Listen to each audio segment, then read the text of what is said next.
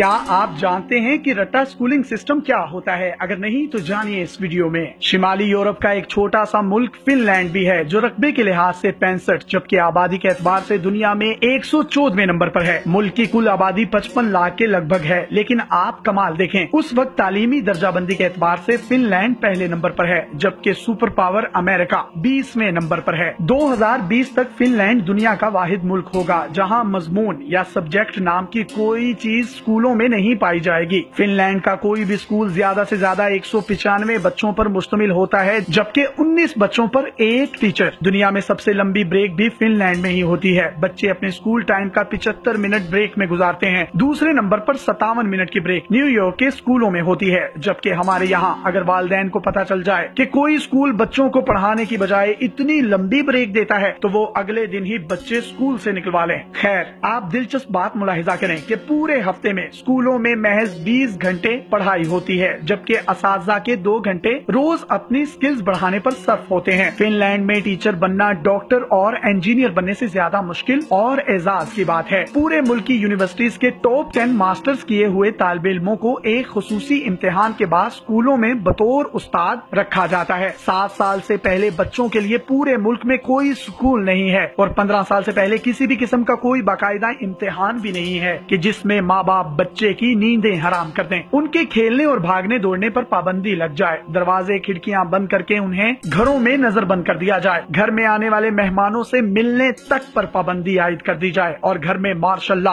और कर्फ्यू का समा बन जाए। पूरे मुल्क में तमाम तुलबा और तालबात के लिए एक ही इम्तिहान होता है। रियाजी के एक उस्ताद से पूछा गया कि आप बच्चों को क्या सिखाते हैं तो वो मुस्कुराते हुए बोले, मैं बच्चों को खुश रहना और दूसरों को खुश रखना सिखाता हूँ, क्योंकि इस तरह वो जिंदगी के हर सवाल को बआसानी हल कर सकते हैं। आप जापान की मिसाल ले लें। 3री जमात तक बच्चों को एक ही मजमून सिखाया जाता है और वो इखलाकियात और आदाब हैं। हजरत अली रज़ियल्लाहु ताला अन्हु ने फरमाया, जिसमें अदब नहीं उसमें दीन नहीं। मुझे नहीं मालूम कि जापान वाले हजरत अली को कैसे जानते हैं और हमें अभी तक उनकी ये बात मालूम क्यों ना हो सकी। बहरहाल इस पर अमल की जिम्मेदारी फिलहाल जापान वालों ने ली हुई है। हमारे एक दोस्त जापान गए और एयरपोर्ट पर पहुंचकर उन्होंने अपना तारुफ करवाया कि वो एक उस्ताद हैं और फिर उनको लगा कि शायद वो जापान के वजीर आजम हैं। ये है कौमों की तरक्की और अरूजो जवाल का राज। इशफाक अहमद साहब को एक दफा इटली में अदालत जाना पड़ा और उन्होंने भी अपना तारुफ करवाया कि मैं उस्ताद हूँ। वो लिखते हैं कि जज समेत कोर्ट में मौजूद तमाम लोग अपनी नशिस्तों से खड़े हो गए। उस दिन मुझे मालूम हुआ कि कौमों की इज्जत का राज उस्तादों की इज्जत में है। आप यकीन करें, उस्तादों को इज्जत वही कौम देती है जो तालीम को इज्जत दे है और अपनी आने वाली नस्लों से प्यार करती है। जापान में माशरती उलूम पढ़ाई नहीं जाती क्योंकि ये सिखाने की चीज है और वो अपनी नस्लों को बहुत खूबी के साथ मुआशरत सिखा रहे हैं। जापान के स्कूलों में सफाई सुथराई के लिए बच्चे और असातिज़ा खुद ही एहतमाम करते हैं। सुबह 8 बजे स्कूल आने के बाद से 10 बजे तक पूरा स्कूल बच्चों और असातिज़ा समेत सफाई में मशगूल रहता है। दूसरी तरफ आप हमारा तालीमी निजाम मुलाहिजा करें जो सिर्फ नकल और छपाई पर मुश्तमिल है। हमारे बच्चे पब्लिशर्स बन चुके हैं। आप तमाशा देखें, जो किताब में लिखा होता है असातिज़ा उसी को बोर्ड पर नकल करते हैं, बच्चे दोबारा उसी को कॉपी पर छाप देते हैं। असातिज़ा इसी नकलशुदा और छपे हुए मवाद को इम्तिहान में दे देते हैं, खुद ही अहम सवालों पर निशानात लगवाते हैं और खुद ही पेपर्स बनाते हैं और खुद ही उसको चेक करके और खुद ही नंबर भी दे देते हैं। बच्चे के पास या फेल होने का फैसला भी खुद ही सादिर कर देते हैं और माँ बाप इस नतीजे पर तालियां बजा बजा कर बच्चों के ज़हीन और काबिल होने के गुण गाते रहते हैं। जिनके बच्चे फेल हो जाते हैं वो इस नतीजे पर अफसोस करते रहते हैं और अपने बच्चे को कूड़ मगज और कुंद जहन का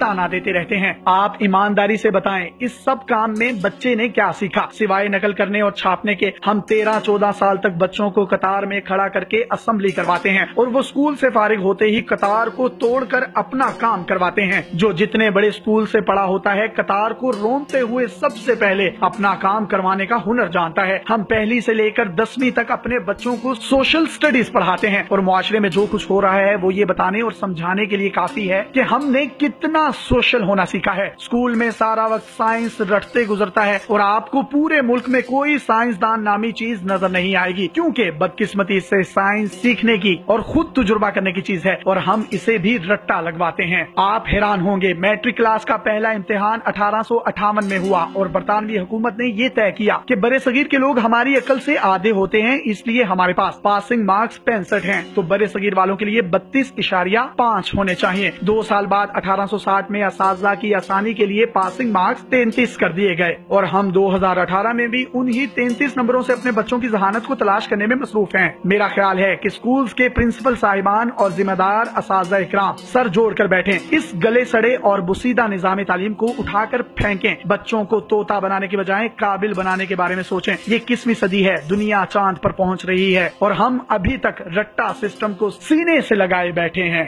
तल्ख जुमलों के लिए अवाम से माजरत। मजीद इस तरह की वीडियोस हासिल करने के लिए आप हमारा पेज डेली पाकिस्तान भी लाइक कीजिए। अपने मेजबान यासिर शामी को इजाजत दीजिए। अल्लाह हाफिज।